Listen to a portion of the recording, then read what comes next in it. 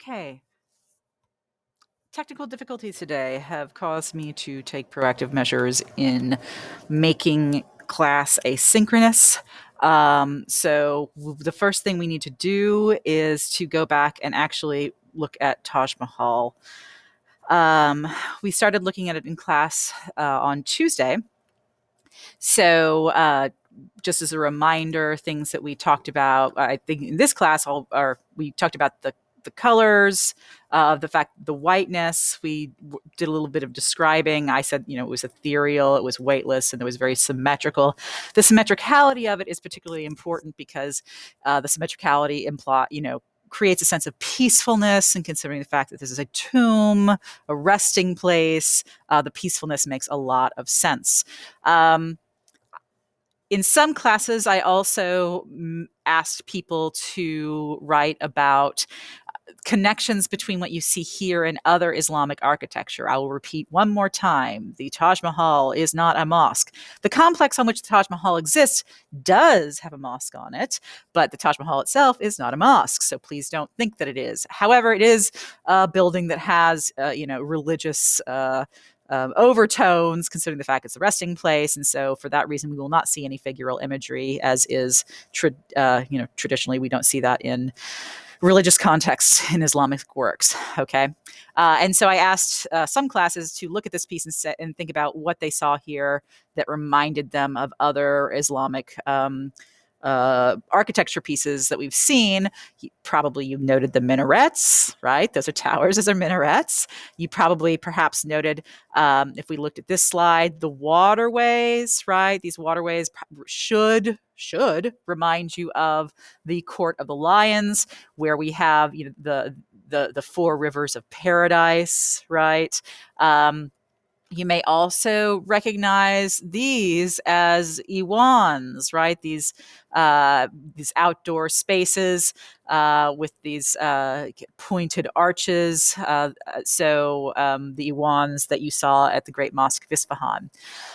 There are going to be some other ornamental details that are also related to other Islamic pieces that we've studied, but those are going to be the main ones, in addition to, of course, the incredible symmetry here, which we see so often in the emphasis on symmetry that we see so often in a lot of Islamic architecture, again, to emphasize the order of the universe and the peacefulness, right? Okay, so when we look at the Taj Mahal, it's an entire complex, right? We have a massive gateway area. As you walk through the gateway, of course, it's very dark, and as you approach more closely to the other side, the Taj Mahal grows in size, right? Kind of, it seems magical because you're surrounded by darkness, and in the distance, which grows and grows and grows, is this massive white structure. We have the mosque and the guest house here. And behind it, we have a river, which you're going to watch a video about in a few moments. Okay. So we call it the luminous tomb. In the video that you saw the other day in class, you saw that it changes color throughout the day based on the positioning and the quality of the light in the air, the light of the day. So all of that white and light makes it change color. Here's what I want you to do. Task one. I want you to think about the function of this piece, which of course is to be a resting place. There it is. And I want you to think about the fact that this piece changes color all day long, right? What's the significance there, right? Why is that a nice connection? What does that do? What does that suggest? Okay, because of course this is the resting place of Shah Jahan's favorite wife, who died in childbirth. So what does this building that changes color all day long, the fact that it's a resting place, what's the connection there? Or how do those two things fit together? That's going to be task number one. You can pause this while you finish task number one, and I'm going to move on. Okay, so the wife who died was the chosen of the palace. This eventually becomes Shah Jahan's tomb as well. We want to talk about the platform, and I'll show you a picture of his sarcophagus as well.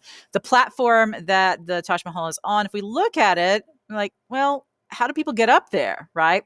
In fact, there are staircases here and here, but they're hidden. This part actually comes out a bit from towards us from the rest of the wall, and so the entrances to the staircases are there, and so those are hidden, so it makes the Taj Mahal look like, well, how is it up there, right? It kind of gives it more of a floating effect. And speaking of the floating effect, I want you to notice the domes. If you look at the domes, let me show you another picture of the dome. If you look at the dome, it kind of comes out more, right? And it almost looks like it's being filled with air, right? So more than just a regular dome that would probably end something like that. Think about the dome on the Dome of the Rock, right? It doesn't look like this. This has more of a pointed part to it, which looks like it's in the process of being inflated. So that also gives a sense of life to it, right? And it follows a traditional 4-plot plan of Indian gardens, Indian garden pavilions. That phrase should remind you of the 4-Iwan plan, which is different, but again, that repetition of the number 4. And again, we're thinking about those gardens of paradise always, always, always as we look at this work. Here is a link that you should watch. It's important. It's in the presentation, which is linked here, which is also on this assignment. And it is about the engineering, or actually, this is not, I'll fix it. It's about engineering of the Taj Mahal. Okay. So I'll need you to watch it. And so pause this, watch the video, which I'll link for you, and come back and do task 2. Task 2 will be, the question is, how is water dealt with in this complex? Why is water important? Why is it an issue? How specifically is it dealt with? And so that's going to be task 2. So go ahead, watch the video, and answer that task question, and then pause while you do that, and then come back when you're ready. Moving on. So we have within the Taj, so here's, of course, his wife's tomb. It's smaller. It's in the center, of course, because it was built first. Here is Shah Jahan's tomb. It was obviously added later. It's on a taller platform. He's more important, right? And it's a bigger sarcophagus, so it all makes sense, right? So each there are actually 2 floors to the Taj Mahal, and each floor has 8 small chambers that surround it. 8 small chambers that surround it. So there's a total of 16 chambers, and the 8 chambers are related to the idea of these 8 paradises, right? But then, of course, there are 2 levels of that. The one room that goes above both levels, of course, is going to be the central space where the actual sarcophagi are, right, with the tombs. And so the central room rises through two floors up to the main dome, right? And so we can see that pretty nicely, right? We can see how that would work. Boop, all the way up to the top, right? So we can see 1, 2, right here, and on the back there's going to be the same 3, 4. 5, 6 on the back, 7, 8. So those would be the 8, right? Correspond with the 8 chambers inside, and the same on the second floor. Okay. Going on. All right. So we'll see a number of back to the decorative ideas that we associate with Islamic architecture. The walls bearing the inscriptions from the Quran are, so we've seen that many times. We see also, again, those flowers and vegetal motifs. Again, we're not going to see human figural imagery, but we are going to see a lot of gardens, which, again, gardens of paradise. God's throne surrounded by the gardens of paradise. And here's another beautiful view of it. Okay. This is a view from the back. You can tell because the waterway is not here, right? The waterway that we normally see. Let me show you here. The waterway, this is from the front.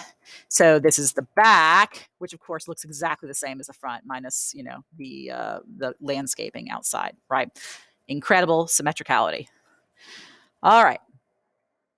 So the tomb also interiorly, that central area, there are niches on around surrounding these niches here surrounding the tomb.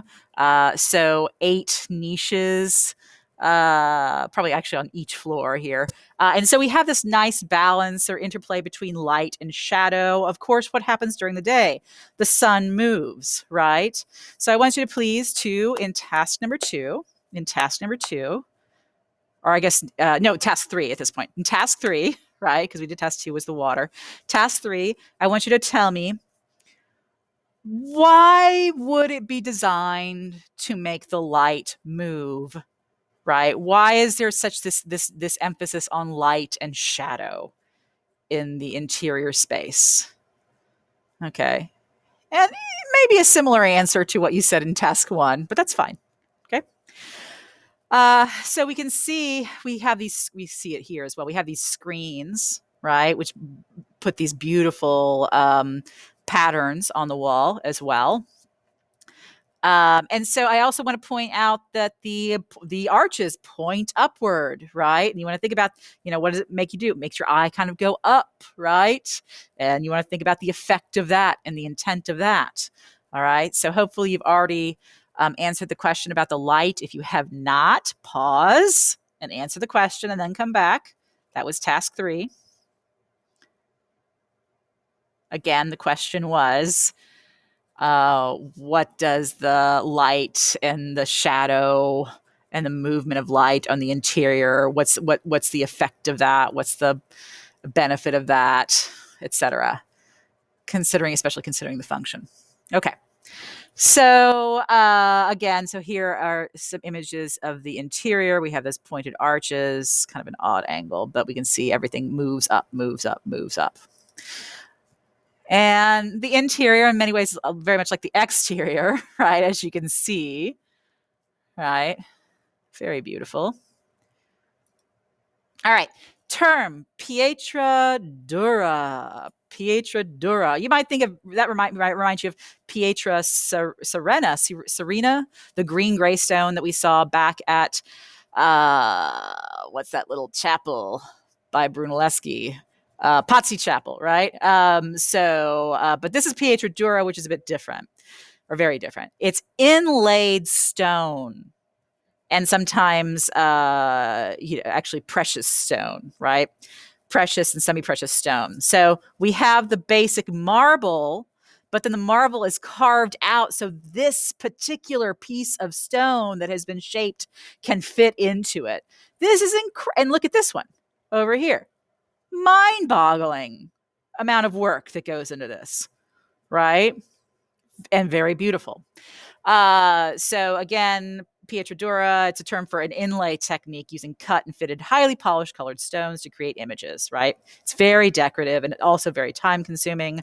We have different kinds of stone, turquoise, lapis lazuli, garnets.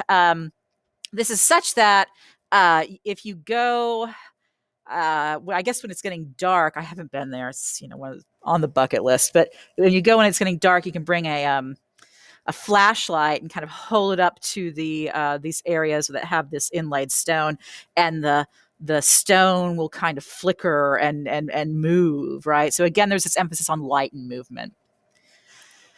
All right, there is another video. It's kind of a cheeseball video, but actually, it's really good.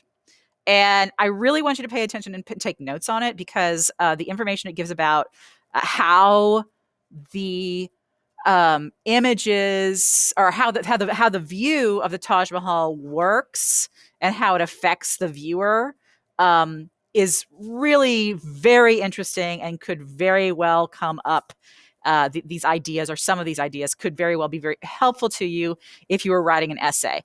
I think there's something in there that he says that I'm like, but most of it is really very insightful. Okay, so this video is also linked. Make sure to watch that. Okay, so the next video that you're going to see, or the next video that I give you, is going to be about the Japanese pieces. Okay, thank you.